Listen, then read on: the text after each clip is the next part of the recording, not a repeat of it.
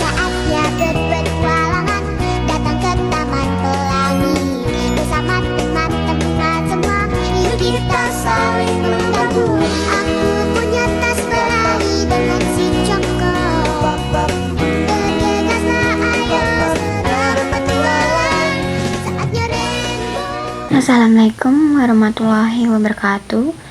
Halo teman-teman, kembali lagi dengan saya Dwi Ramadhani. Di video kali ini saya akan membahas tentang OSPF. Di sini kita akan belajar tentang OSPF atau Dynamic Routing, yaitu menentukan IP secara otomatis. Ini adalah topologi yang sudah kita buat dengan 4 router dan 4 VPC menggunakan MikroTik versi 6 ya teman-teman. Langsung saja kita ke konfigurasinya ya teman-teman. Yang harus kita konfigurasikan di Dynamic Routing OSPF ini yaitu yang pertama yaitu kita harus nomoromasikan, dan yang kedua areanya. Kita buka pada MikroTik ke-1. Selanjutnya di sini kita ketikkan yaitu routing OSPF network print untuk melihat di dalamnya ada isinya atau tidak. Nah, di sini masih kosong ya teman-teman. Sekarang kita akan mencoba isi networknya, yaitu kita ketikkan routing OSPF network add. Nah, di sini kita punya DAC, yaitu IP yang terkoneksi di MikroTik pertama, yaitu 10.0 di header pertama, 1.0 di header kedua, dan 137.0 di ether ketiga. Untuk ether ketiga ini tidak usah ya teman-teman, karena sudah terkoneksi di internet. Jadi langsung saja kita masukkan areanya backbone. Kenapa? Karena defaultnya ini sudah backbone ya teman-teman. Jadi langsung saja kita ketikkan routing OSPF network add, areanya backbone. Terus networknya kita punya yaitu 10.10.10.0/24. Lalu kita tambahkan lagi di ether kedua, yaitu IP-nya 192.168.1.0/24. Oke, selesai. Sekarang kita akan coba cek, yaitu kita ketikkan routing OSPF network print untuk melihat sudah ada apakah belum. Nah, ini sudah ada ya teman-teman. Kita sudah membuat untuk mempromosikan 2 IP yang akan kita promosikan ke MikroTik lainnya. Selanjutnya kita ke MikroTik kedua. Di MikroTik kedua juga kita cek dulu IP address print. Nah, di sini ada header 1, header 2, dan header 3. Terus kita langsung konfigurasi saja, yaitu kita ketikkan routing OSPF network add, areanya backbone, dan networknya di header 1 yaitu 10.10.10.0/24. Dan di header 2 yaitu IP-nya 192.168.2.0/24. Dan yang terakhir yaitu di header ketiga, IP-nya adalah 20.20.20.0/24. Oke, di sini sudah ya teman-teman. Selanjutnya coba kita cek dulu yaitu routing OSPF network print. Ini sudah ada ya teman-teman. Sekarang kita ke MikroTik 3, kita cek dulu IP addressnya. Nah, ini juga ada header 1, header 2, dan header 3. Langsung saja kita konfigurasikan seperti sebelumnya.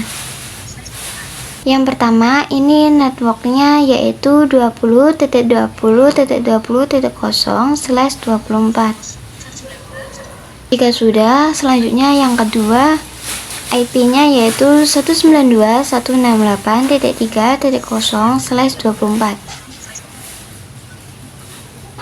Dan yang terakhir yaitu 30.30.30.0/24.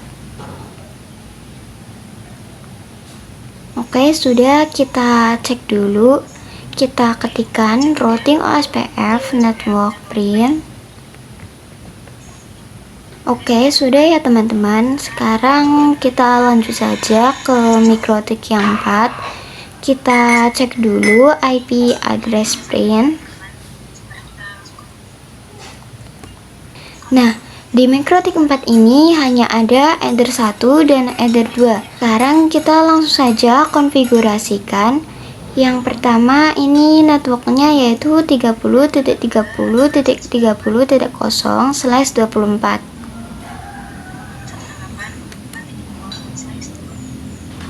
Dan yang kedua IP-nya yaitu 192.168.4.0/24. Oke, jika sudah semua, kita coba cek routing OSPF network print. Nah, sudah ada ya teman-teman. Jadi seperti ini untuk konfigurasi dynamic routing OSPF-nya. Selanjutnya kita coba cek apakah kita mendapatkan IP yang sudah dipromosikan dari masing-masing MikroTiknya. Kita coba cek di MikroTik pertama yaitu IP root print. Nah, teman-teman bisa lihat di sini ada ADO, artinya aktif dynamic OSPF.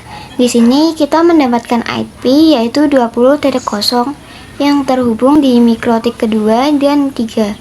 Lalu di sini ada 3.0 yang terhubung ke MikroTik 3 dan 4. Di sini juga ada 2.0, 3.0 dan 4.0 yang terhubung di VPC-nya ya teman-teman. Kita cek di MikroTik keduanya IP root print. Di MikroTik kedua di sini kita mendapatkan 20.0, 30.0, 1.0, 2.0 dan 4.0. Terus di MikroTik 4 kita cek juga. Nah, sama ya teman-teman, di sini kita mendapatkan 10.0 yaitu yang mengarah ke MikroTik 1 dan MikroTik kedua. Kemudian 1.0 yang mengarah ke VPC 1, 2.0 mengarah ke VPC 2, 3.0 yang mengarah ke VPC 3, dan 4.0 yang mengarah ke VPC 4. Selanjutnya kita coba cek di MikroTik 4-nya, dan di sini ada 10.0 juga, terus 20.0, 30.0, terus juga di sini ada 1.0, 2.0, 3.0 dan 4.0. Ini mereka masing-masing terhubung ke MikroTik dan VPC-nya. Sekarang kita coba tes ping dari MikroTik 1 ke MikroTik 4, yaitu ping 30.30.30.2. Nah, di sini berhasil ya teman-teman. Sekarang kita coba dari MikroTik 3 ke MikroTik 1. Kita ping 10.1. Berhasil. Dan yang terakhir MikroTik 2 ke MikroTik 4, yaitu 30.2. Berhasil juga ya teman-teman. Sekarang kita coba antar VPC. Di VPC 1 kita ping 192.168.2.2. Berhasil ya teman-teman. Terus kita ping 3.2 ke VPC 3. Dan 4.2 yaitu ke VPC 4.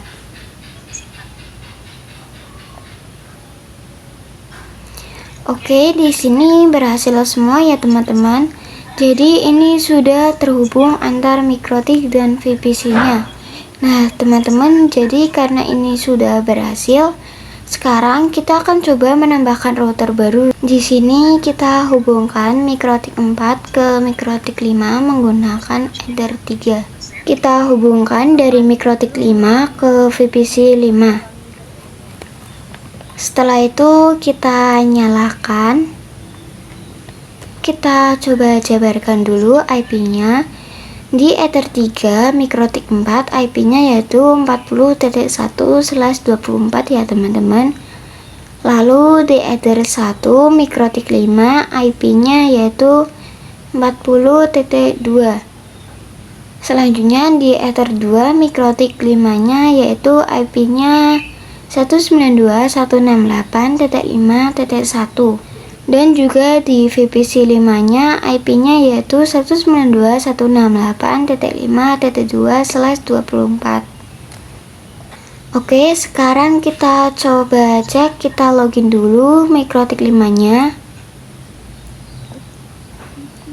Sekarang kita tambahkan dulu untuk IP-nya di mikrotik 5 yaitu IP address @interface adder 1. Addressnya yaitu 40.40.40.2/24. Terus yang kedua yaitu IP-nya 192.168.5.1/24 di Ether kedua. Di sini salah ya teman-teman. Seharusnya di Ether kedua. Dan di mikrotik keempat kita tambahkan lagi IP-nya. Kan IP address @interface adder 3. Kemudian addressnya yaitu 40.1. Oke, selesai. Kita langsung konfigurasi pada router baru. Ini di mikrotik 4. Kita konfigurasikan lagi yaitu routing OSPF network, add areanya backbone, lalu networknya yaitu 40.0/24. Jika sudah, kita coba cek dulu routing OSPF network print. Oke, di sini sudah ada ya teman-teman. Kemudian di mikrotik 5 juga kita konfigurasikan yang pertama yaitu routing OSPF network, add areanya backbone, lalu networknya yaitu 40.0.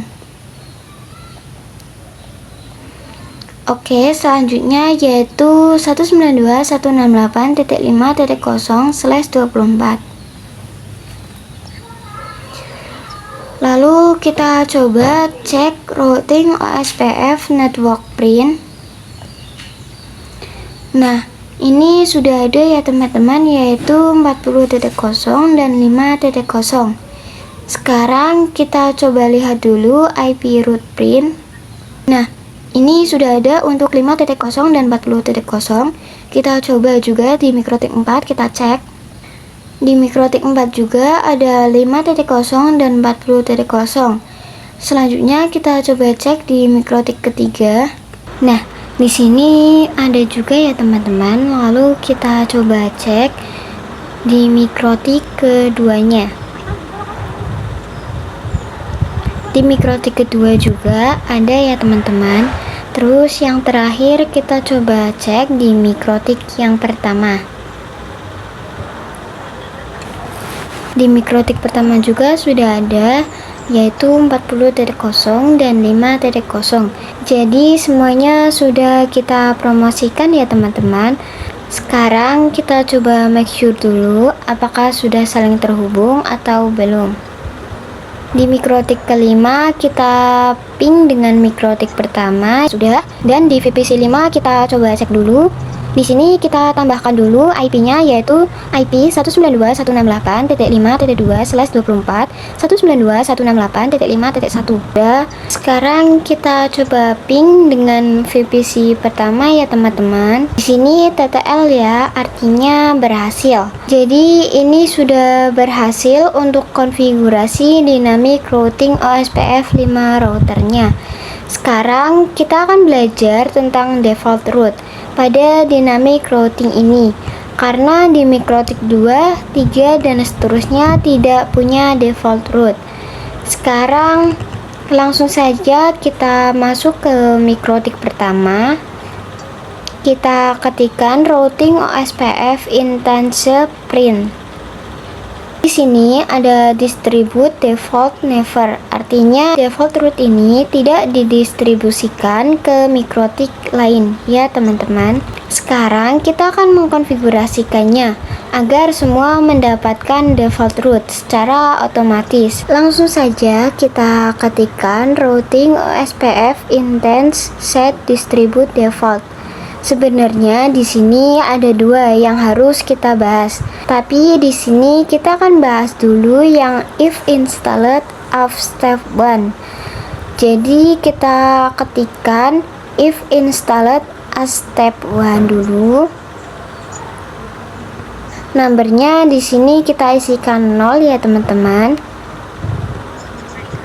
Selesai. Sekarang kita coba cek di mikrotik kedua apakah sudah mendapatkan default root atau belum. Di sini sudah ada ya teman-teman untuk 0.0.0-nya.